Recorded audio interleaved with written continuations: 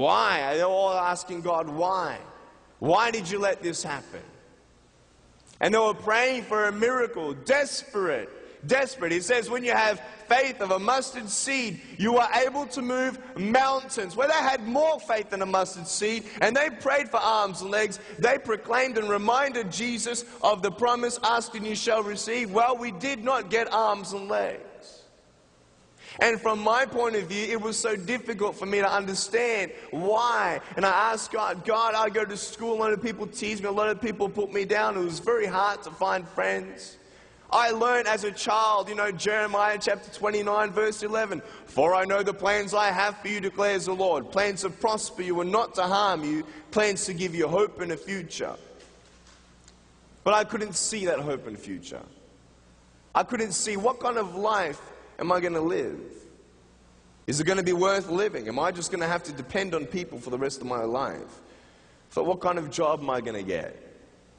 And at age 8, I had some thoughts of committing suicide and just wanting to give up in life because I said, God, seriously, I can't see that light at the end of the tunnel.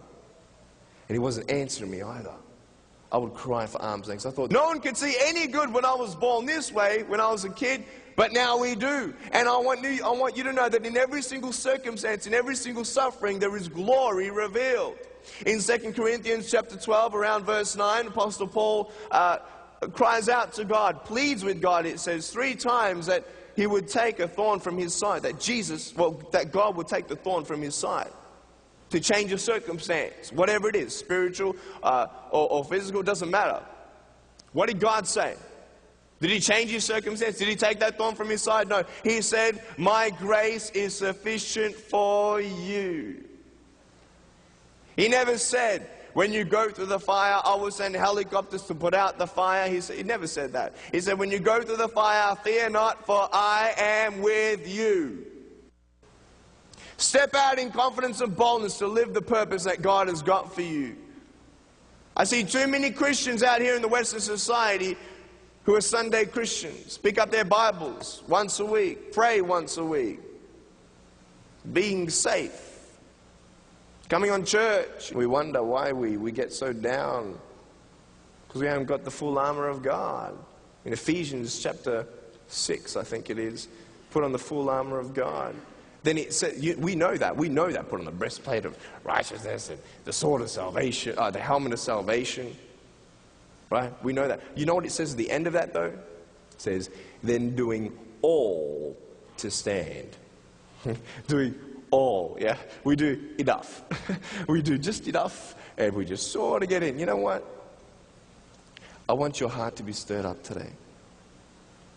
God has a massive plan for your life. And it's not about a number game. It's not about Nick speaking to millions. No. It's about you being obedient to the calling that God has given you. We are all different parts of the body. And I'm here to inspire you. And I hope that you get that message. This is it. Stop being a safe Christian. I don't want to be a safe Christian. I want to see God in my life and moving in my life. I want to be a secure Christian. S-E-C-U-R-E, showing everybody Christ using real experiences. Let me repeat that again. Showing everybody Christ using real experiences. Because I'm up here and what can I say? Only the experiences in my life. And that's the most exciting things. That's the most powerful things that I can say up on stage. Share your experiences with people. That's what speaks.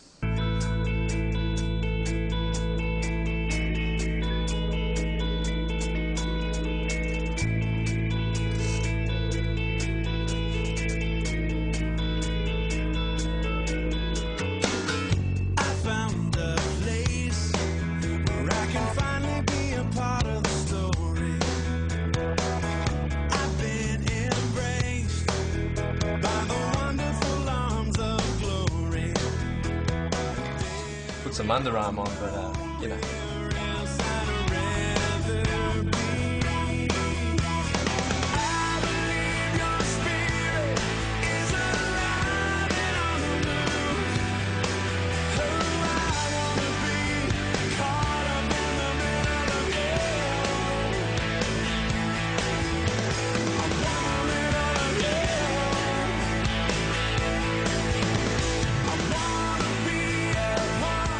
Today I'm cooking Nick's special scrambled eggs.